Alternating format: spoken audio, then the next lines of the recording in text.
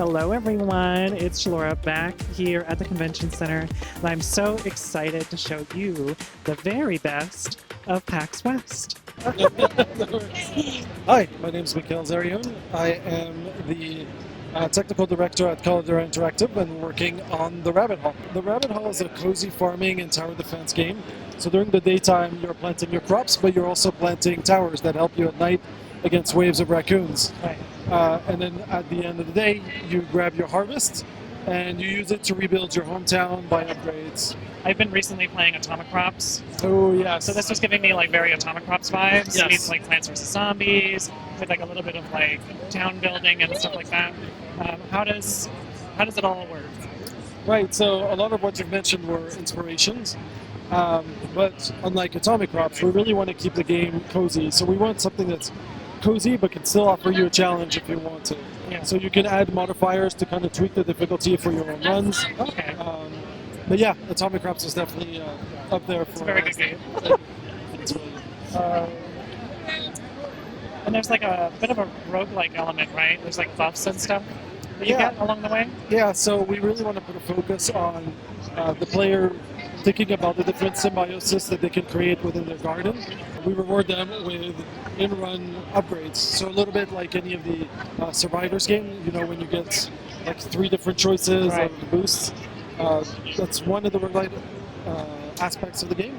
But we also have persistent upgrades. Once you get back to the town and you rebuild it, you could buy more powerful towers, you could get new weapons, stuff like that. So is the town like a permanent aspect and then the runs are separate, or is it like your run includes the town? No, so yeah, it's exactly like you said. Town's permanent, and then the runs are the ones you go back over and over. Right. So it really promotes the idea of you try out a type of garden, and if it doesn't work, scrap it for the next run, try something new. Yeah. No harm, no foul. Exactly. It's you find it's often tough when you're having to like plan out your garden. And if it's not perfect, it's going to be a headache to like fix and whatever. So we really wanted the player to feel free to like experiment with things. Yeah, that's what makes it fun. Yeah. What does the city building look like, or how does it influence the game? Right. So as you get some of your harvest back into the town, you have to choose whose home to rebuild. So it could be the shopkeeper, it could be the dojo trainer to help you fight better. So it's up to the player to know or to decide which buildings they want to build first to bring who back into town. Yeah. Yeah, But do you inevitably get all of them at the end? that's the hope.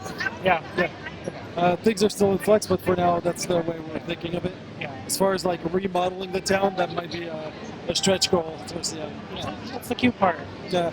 Is there a story arc or something linear to follow, or is there like different paths? No, so it's a pretty linear story flow.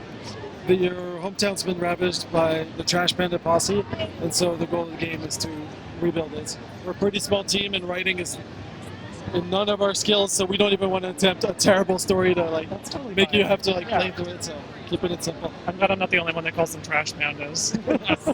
We're adorable. Yeah. Trash Panda. What is their problem? They're just hungry? Yeah, they just don't know any better, right? It's annoying, but at the same time, they're so cute, and you can't be that mad at them. But they're causing trouble. Yeah. Sometimes I wonder if you can like solve their problems, but DLC, I don't know. Perhaps, it's a good idea. What kind of abilities and buffs and like I saw there's like different kinds of weapons and stuff like that can we expect? So there's the pretty basic ones like you mentioned, weapons. There's stat upgrades, whether it's on speed or towers, powers. But we're also adding new types of weapons. So we have the grass blades, which are in this build. But for example, that's a set of grass blades that kind of like fly around you to help you defeat raccoons better. We really want to like through the symbiosis system and these like power-ups we give you, we really want to give you things that are just fun to play around with. Stats are nice and whatever, but like getting a new weapon that really changes the way you approach the knights is what we're going for. Are the little boxes that the rabbit puts like between the crops an apiary? Oh yes, so Yeah. you could plant beehives. They help because of the bees pollinate the plants. helps grow the plants faster. We don't have them in yet, but the idea will also be that the bees can help you at night against raccoons.